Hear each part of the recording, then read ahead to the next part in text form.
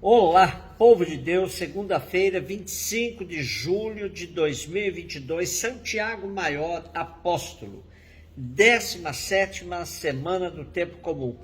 A nossa reflexão de hoje é a partir de segunda carta de Paulo aos Coríntios, capítulo 4, de 7 a 15, e Mateus 20, de 20 a 28. Irmãos, trazemos esse tesouro em vasos de barro, para que todos reconheçam que este poder extraordinário vem de Deus e não de nós. Somos afligidos de todos os lados, mas não vencidos pela angústia, postos entre os maiores apuros, mas sem perder a esperança, perseguidos, mas não desamparados, derrubados, mas não aniquilados. Por toda parte sempre levamos em nós mesmos os sofrimentos mortais de Jesus, para que também a vida de Jesus seja manifestada em nossos corpos. De fato, nós, os vivos, somos continuamente entregues à morte por causa de Jesus, para que também a vida de Jesus seja manifestada em nossa natureza mortal. Assim, a morte age em nós, enquanto a vida age em vós, mas sustentados pelo mesmo espírito de fé, conforme o que está escrito: eu creio e por isso falei, nós também cremos e por isso falamos, certos de que aquele que ressuscitou o Senhor Jesus nos ressuscitará também com Jesus e nos colocará ao seu lado juntamente convosco.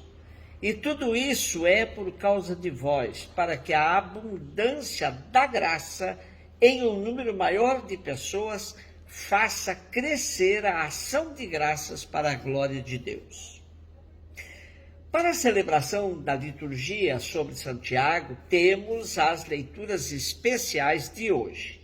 E esta, da segunda carta de Paulo aos Coríntios, é simplesmente maravilhosa.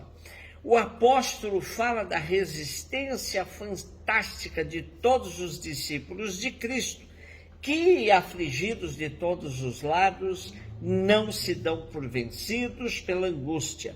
Postos entre os maiores apuros, não perdem a esperança. Perseguidos, não se sentem desamparados. Derrubados, não são aniquilados. Há uma mensagem que começa em Jesus, passa de Jesus a Paulo, de Paulo a Tiago, e assim sucessivamente ao longo da história, formando uma corrente de testemunhas, ou melhor, de mártires, no sentido próprio do termo. Quem recebe a graça de derramar o sangue por amor de Cristo e dos irmãos, pode dizer com verdade que leva em si a morte de Cristo, mas também o pode dizer que quem vive serenamente a radicalidade no seu dia a dia é outro tipo de mártir. A palavra do mártir é significativa e eficaz porque a eloquência da palavra junta a do sangue derramado. O mártir Tiago, chamado o Maior, se distingue do outro do mesmo nome, sendo filho de Zebedeu de Salomé, e irmão de João Evangelista. Tiago, João e Pedro formam o grupo dos primeiros 3 discípulos de Jesus, o grupo mais íntimo que acompanhou o Senhor na transfiguração e na agonia. Figura proeminente da igreja, Tiago foi preso em Jerusalém por ordem de Herodes Agripa, sendo o primeiro apóstolo a derramar o seu sangue em testemunho da sua fé nos dias da Páscoa, por volta do ano 44. O seu culto desenvolveu-se notavelmente em Compostela, na Espanha, que desde a Idade Média se tornou um dos centros de peregrinação mais concorridos em todo o mundo.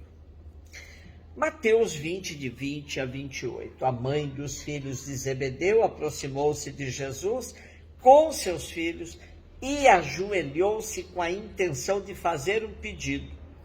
E Jesus perguntou: o que tu queres? E ela respondeu: manda que esses meus 2 filhos se sentem no teu reino, um à tua direita e outro à tua esquerda. Jesus então respondeu-lhes: não sabeis o que estáis pedindo. Por acaso podeis beber o cálice que eu vou beber? E eles responderam: podemos. Então Jesus lhes disse: de fato, vós bebereis do meu cálice, mas não depende de mim conceder o lugar à minha direita ou à minha esquerda. Meu Pai é quem dará esses lugares àqueles para os quais ele os preparou. Quando os outros 10 discípulos ouviram isso, ficaram irritados contra os 2 irmãos. Jesus, porém, chamou-os e disse: vós sabeis que os chefes das nações têm poder sobre elas e os grandes as oprimem. Entre vós não deverá ser assim. Quem quiser tornar-se grande, torne-se vosso servidor. Quem quiser ser o primeiro, seja o vosso servo. Pois o Filho do Homem não veio para ser servido, mas para servir e dar a sua vida como resgate em favor de muitos. Pedido de mãe é mais suave que pedido direto dos 2 discípulos, como aparece em Marcos. Mateus parece ter buscado suavizar o pedido escandaloso dos irmãos Tiago e João, que acabaram despertando a ira dos demais discípulos por tal demanda sem escrúpulos. A coisa se agrava quando os discípulos, sem muito pensar, respondem que estão dispostos a beber do mesmo cálice que Jesus irá beber. Passam-nos a impressão de que até agora, depois de já terem caminhado com Jesus um bom trecho, nada entenderam. Ou estão cegos pelo poder que preferem se arriscar numa empreitada ridícula, reivindicando postos a Jesus quando este estiver no reino. Certamente pensavam que Jesus ia agir como um Messias beligerante, implementando seu reino à força, e se sentaria no trono do rei, de onde governaria a todos, a exemplo de outros reis. Verdadeiramente, o pedido da mãe, que estava acompanhada dos seus 2 filhos, revela a total ignorância em relação à proposta de Jesus, cujo reino não era deste mundo. Frente à fala tão decisiva dos 2 irmãos, de que beberiam do mesmo cálice que Jesus iria beber, Jesus lança uma frase profética, indicando de que tipo de morte os discípulos iriam padecer, o que aconteceu prontamente em relação a Tiago. Impressiona-nos a sagacidade de Jesus, que de uma situação constrangedora soube dar uma lição profunda a todos os seus discípulos. Vós sabeis que os chefes das nações têm poder sobre elas e os grandes as oprimem. Entre vós não deverá ser assim. Com isso, Jesus indica que eles foram chamados a fazer a diferença e não a seguir o caminho já conhecido do poder. Indica uma nova forma de hierarquia. Quem quiser tornar-se grande, torne-se vosso servidor. Quem quiser ser o primeiro, seja o vosso servo. A hierarquia do serviço e não do poder. E para convencê-los, se lhes dá como exemplo: o Filho do Homem não veio para ser servido, mas para servir e dar sua vida como resgate em favor de muitos. Como seguidores de Jesus, somos chamados a fazer diferença na sociedade que vivemos.